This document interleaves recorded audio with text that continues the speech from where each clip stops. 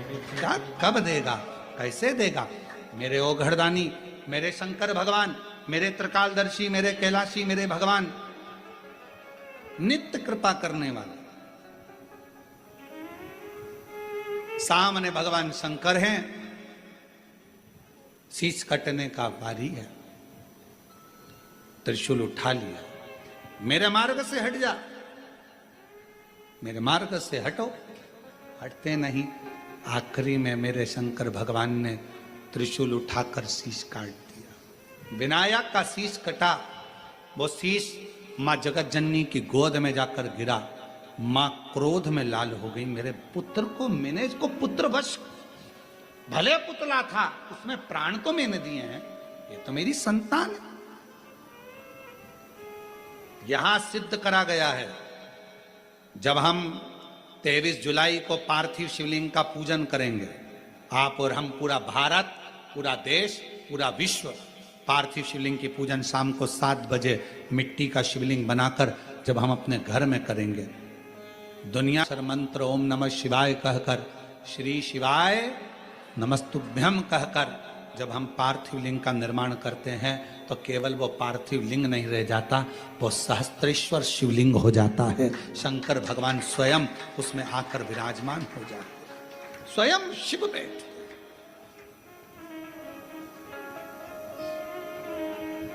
कल शाम को जब हम मिल रहे थे तो एक बहन जी ने एक प्रश्न करा था कि गुरु जी, ये पार्थिव शिवलिंग की इतनी महत्वता क्यों है? श्रावण के महीने में शिवरात्रि का इतना महत्व क्यों है?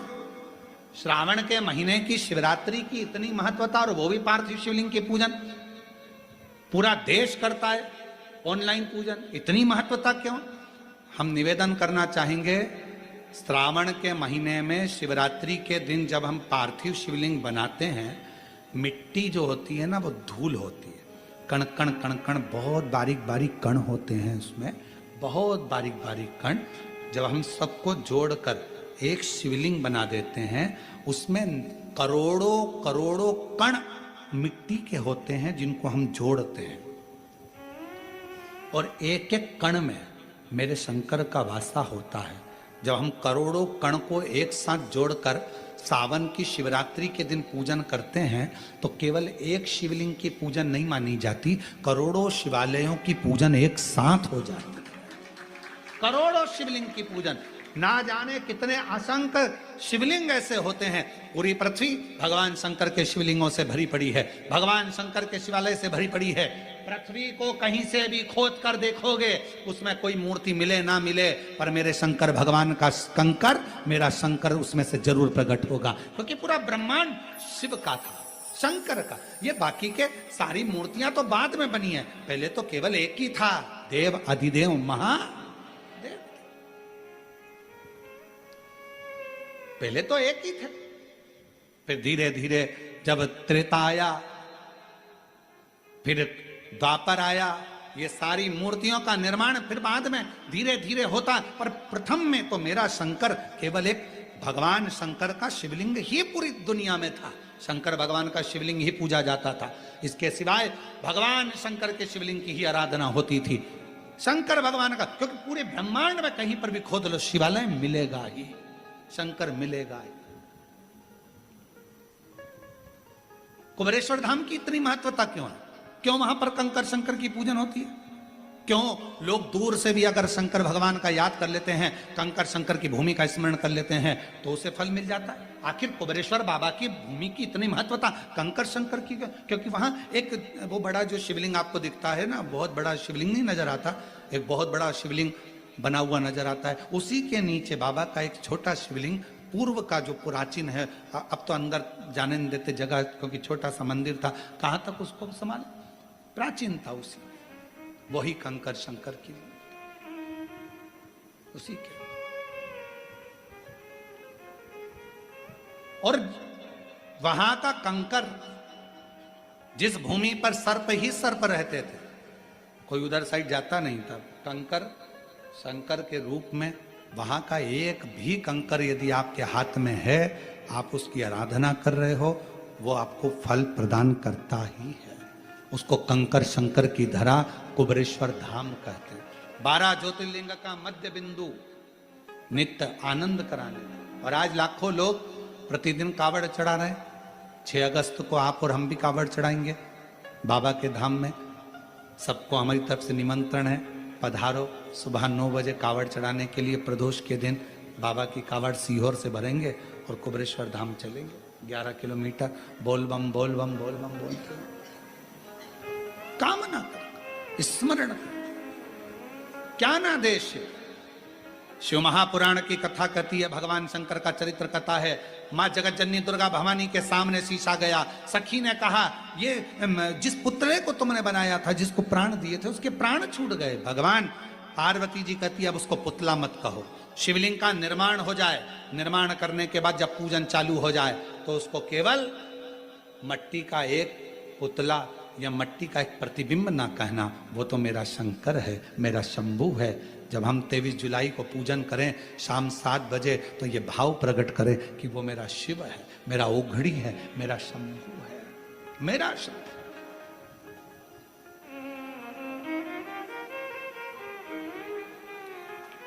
उसको पहचानो। पार्वती मैया को क्रोध आ गया और मां जगत जननी को क्रोध आया और जगत जननी माता बाहर निकल कर आई। भगवान शिव के सामने कहने लगी, जिसने इस बालक को मारा है उसको जीवित करे, नहीं तो पूरे ब्रह्मांड को मैं तोड़ दूं। पूरे ब्रह्मांड, हर हर महा, पूरे ब्रह्मांड को मैं तोड़ सकती हूं। भगवान शिव ने अपने गणों को बुलाया, क्योंकि जहां विश्वास पक्का होता है, मरे को भी जीवित परमात्मा को करना पड़ता है। विश्वास अगर एक पत्र है,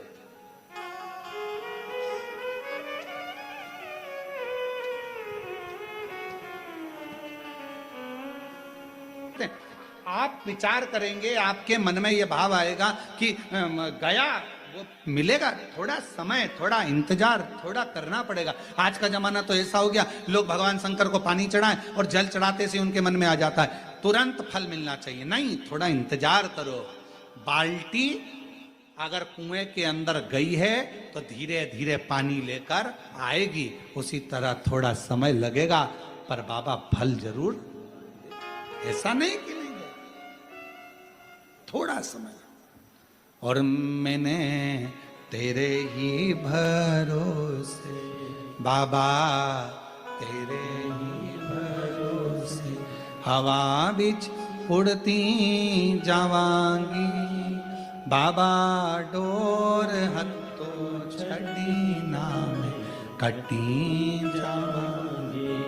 भोले मैं तेरी पतंग, शंभू मैं तेरी पतंग, हवा बिच उड़ती जावांगी बाबा, डोर हत्तो छड़ी। शंभो शिव शिव है, शंभू शंभू है। अच्छा, बच्चे हमारे पास में आते तो डर के मारे रोने लगते, कहीं बाबा हमको बाबा ना बना दे। उनको भी भय लगने लगे तो। पर शिव का, शंकर भगवान का प्रसाद है, शिव की करुणा है, उसकी उदारता है कि लुटा दिया भंडार काशी काले, कर दिया माला माल, जो जैसी भावना लाया वो वैसा ही फल पाया, नहीं खाली उसे लौटाया, वो मन ही मन हर्षाया, और कर दिया माला माल काशी वाले, लुटा दिया भंडार काशी वाले। शिव कथा कर रही है, भगवान शंकर का चरित्र कर रहा है, शिव महापुराण की कथा कर रही है। जैसे शीश कटा, इसको जीवित करना पड़ेगा। भगवान शंकर ने कहा ये पार्वती का भगवान शंकर ने कहा ये पार्वती का विश्वास इस पुतले पर है, और पार्वती ने इसको जीवित करा था पुतले को, और विश्वास का यदि बल प्रबल होता है तो जीवित करना ही पड़ेगा। शंकर भगवान ने गणों को भेजा, जाओ जाओ। जो मां अपने बच्चे से पीट कर कर सो रही हो, उसका शीश लेकर हथनी पीट कर कर सो रही थी। कितना सुंदर भाव कहा है। एक मां अपने बच्चे को अगर जन्म देती है तो मां कभी अपने बच्चे से पीट भी नहीं करती है। बच्चा भले बड़ा होकर मुख मोड़ लेता है, पर मां कभी मुख नहीं मोड़ती है। मां कभी मुख नहीं मोड़ती। बाल्यावस्था में बच्चा है, गोदी में बच्चा है, तो भी मां उसका ध्यान रखती है। पास में सो रहा है, मां ध्यान रखती है। माता का एक स्मरण बच्चे के प्रति रहता है। बच्चे के प्रति एक स्मरण रहता है।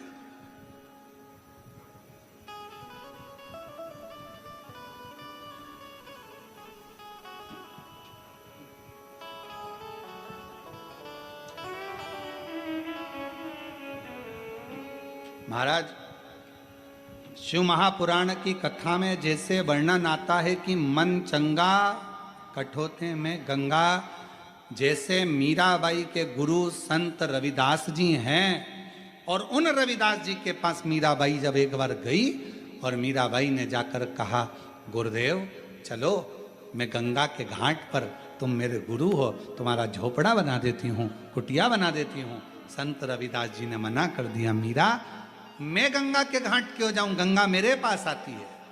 कहाँ है गंगा? जिस बर्तन में चमड़ा धो रहे थे संत रविदास जी, उसी में हाथ जोड़कर कह दिया, गंगा मैया मुझे प्यास लगी है, जल दे दो। चमड़े के धोने वाले बर्तन में से सोने का कलश निकला, हीरे जड़ी हुई चूड़ी का हाथ निकला, गंगा जी ने पानी दिया, जल पिया। रविदास जी ने कहा, मीरा ले ये जल तुम भी पी कर देखो, ये गंगा ने दिया है। मीरा ने चरण पकड़ लिए, गुरुदेव अगर सच्चा गुरु होना तो कठोते में भी गंगा को ला सकता है, और नहीं तो पूरी जिंदगी गंगा को ढूंढा करते हैं। पूरा कितनी कृपा। पार्वती जी देखकर थकी तरह रही हैं, क्या कर रहे हो नाथ? मनुष्य के शरीर पर हाथी का मुंह, यह कहां की रीति है? शंकर भगवान ने कहा, पार्वती एट ए टाइम पर नहीं मिल रहा कुछ, जो मिला है वही जोड़ देता हूं। अगर ऐसा होगा तो बाद में चेंज कर दूंगा। अभी जो मिला तू कहेगी तो बाद में चेंज कर।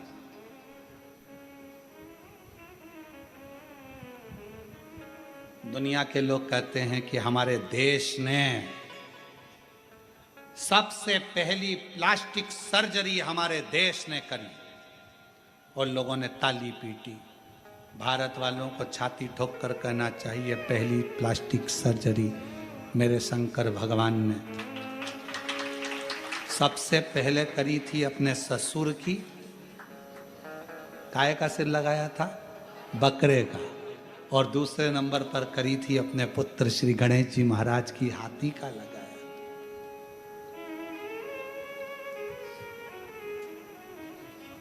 फिर किसी ने कहा, उड़ने वाला विमान पहले हमने बनाया।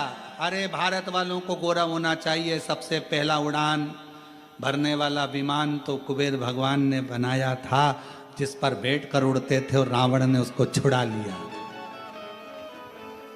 फिर कहा,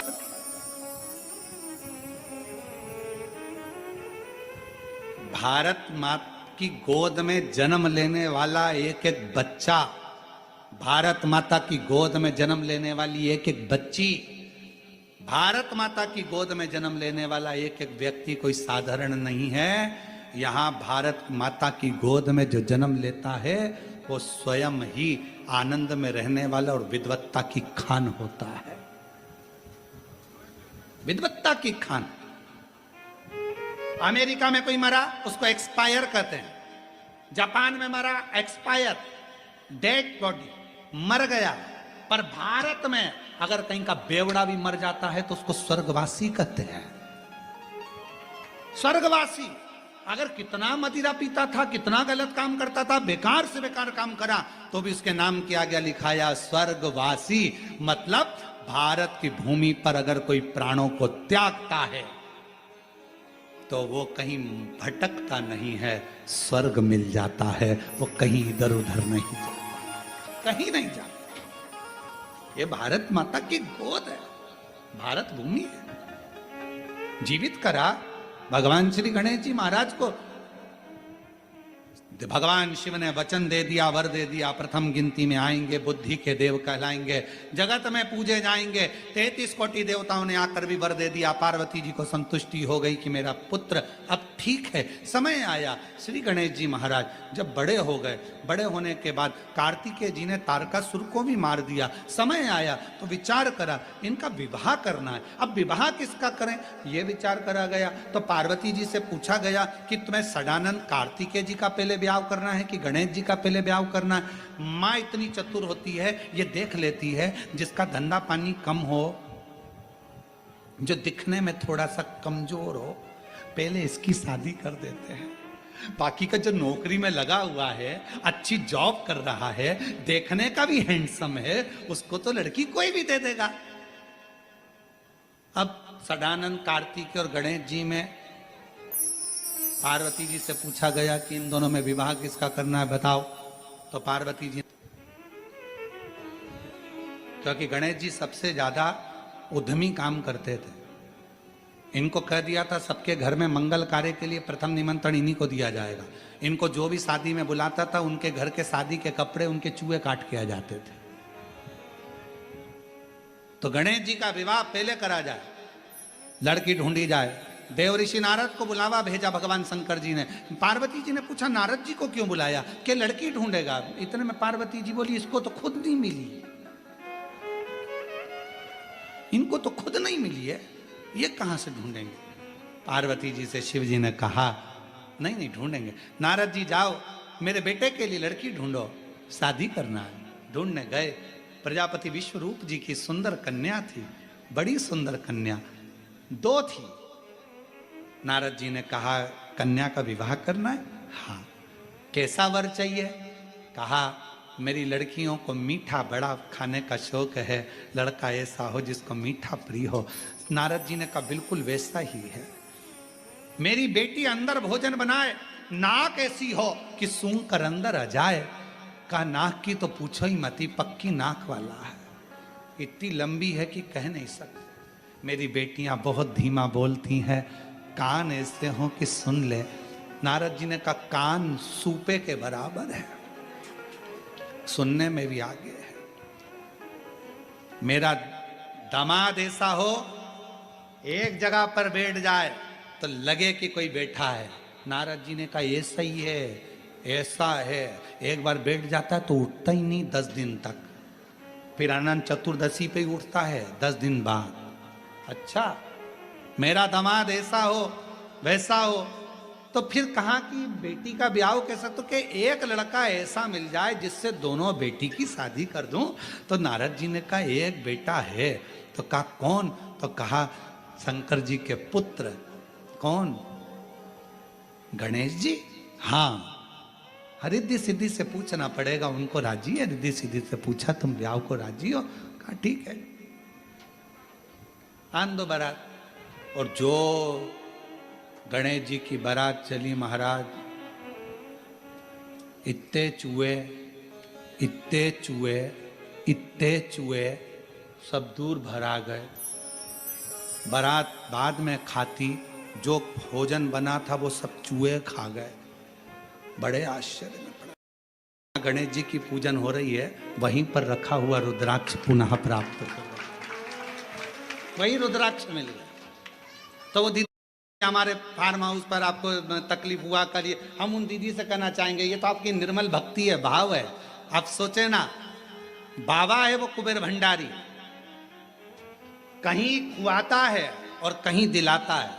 इसीलिए हमने पार्षद जी से कहा तुमने जो सेवा करी है उसका फल इतना सही नहीं रहेगा, तुम्हारी सेवा का फल तुम्हें आगे तक मिलेगा और शिव जी खुद देंगे।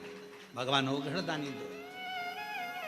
शंकर भगवान के मंदिर में करी सेवा, शिव जी की कथा में करी सेवा, शंकर की उपासना में करी सेवा, शिव भक्तों के लिए करी गई सेवा कभी खाली नहीं जाती, कभी खाली नहीं जाती, वो फल मिलता है। और मेरे भोले तेरा सहारा है, मेरे भोले तेरा सहारा है, मेरी नैया का तू किनारा है, मेरी नैया का तू किनारा है। जैसा हर पल हर घड़ी आप शंकर को जल चढ़ाने वाला ये विचार करे कि शंकर मेरे साथ में है, शिव जी मेरे पल पल साथ दे रहे हैं, तो शंकर आपके साथ हर पल हर घड़ी हर क्षण शिव आपके साथ होंगे, हर पल शिव आपके करीब में होंगे, यदि आपने विचार कर लिया कि शिव मेरे साथ। एक कितना सुंदर चरित्र है लंकापति रावण का।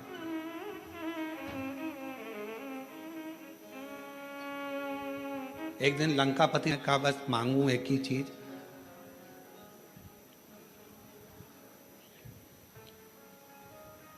जब तक मैं लंका में हूं आपके शिवलिंग की मैं आराधना करूं, उस समय मेरी पूजा को स्वीकार करने के लिए आपको कैलाश छोड़कर आना पड़ेगा और मेरी पूजा को स्वीकार करना पड़ेगा। मेरी पूजा को आपको स्वीकार करना है।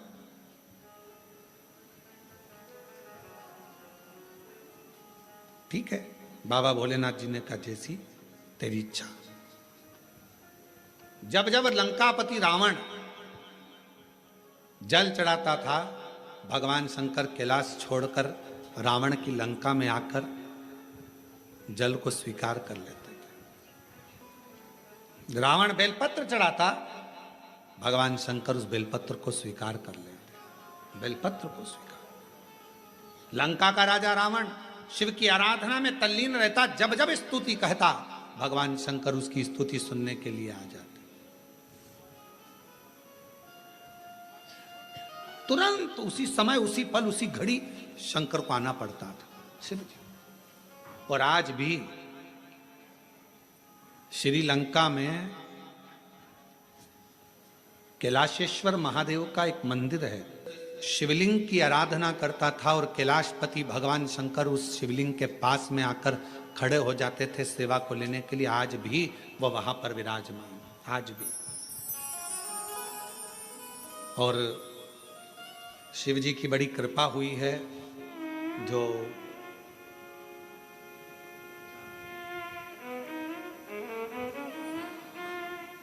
भास्कर गुरु द्वारा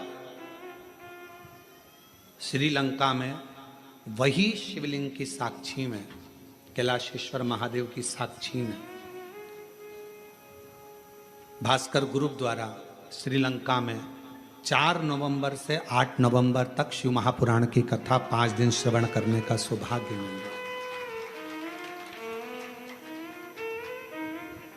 दैनिक भास्कर ग्रुप इस दिव्य और भव्य आयोजन को श्रीलंका में रहने वाले भारतीयों के लिए और शंकर भगवान के अविरल भक्तों के लिए भास्कर ग्रुप उसे करा रहा।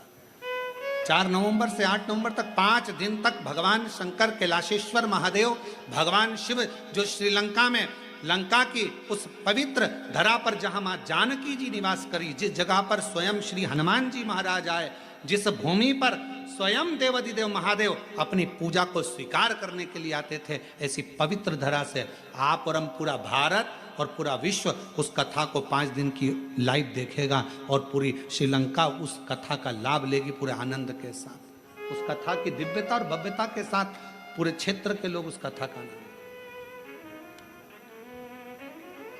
मैं भास्कर ग्रुप को बहुत बहुत धन्यवाद देता हूं, जिन्होंने इस 5 दिवसीय कथा को 4 नवंबर से 8 नवंबर तक की कथा जो श्रीलंका के कोलंबो में आयोजित कर रहे हैं, उसके लिए उनको अग्रिम बधाइयाँ। और उनका जो ग्रुप जा रहा है उस कथा की दिव्यता और भव्यता को श्रवण करने के लिए 5 दिन श्रीलंका के शिवालयों का भ्रमण करने के लिए, माँ जानकी जिस स्थान पर निवास करी उस अशोक वाटिका का दर्शन करने के लिए, मेरे हनुमान जी मेरे राम जी का सुंदर प्रतिबिंब स्वरूप दर्शन करने के लिए उनको बहुत बहुत सारी सिद्ध था। शिव तत्व हो। और आप और हम टीवी के माध्यम से उस कथा का लाभ लेंगे। जो जाने वाले हैं वो जाएंगे, और जो सुनने वाले हैं, अब पूरे तो चले ना जाएंगे, और चले गया तो फिर श्रीलंका कहाँ जाएगा, तो वो भी सोचने वाली बात है। तो शिव की कृपा से, शंकर की करुणा से, अभी अभी आप देखो जी ये कथा ऑनलाइन हो रही है, और हालत ये है कि जितने अंदर हैं, बाहर हैं, उधर हैं, अंदर फंसे पड़े हैं, और फिर रोड पे खड़े हैं, और शायद अब तो रोड पर बैठ भी गए होंगे, मुझे जहाँ तक उम्मीद है, अपनी अपनी दरी बिछाई होगी और बैठ गए होंगे। शिव तत्व। अब प्रशासन भी हालांकि ऑनलाइन है, वो भी क्या कहे, इनकी भक्ति के आगे झुकना पड़ता है कि भाई ठीक है अब आ गए हैं, बैठ जाओ, कथा श्रवण कर, कानों में तो जाएगी, भगवत रस तत्व ग्रहण करा। और आज कथा का 6ठा दिन होगा, कल सुबेरे की कथा हो जाएगी 8 बजे से 11 बजे तक। 11 बजे के बाद सब अपने अपने घर, बाबा देव अधिदेव महादेव श्रावण की पहली कथा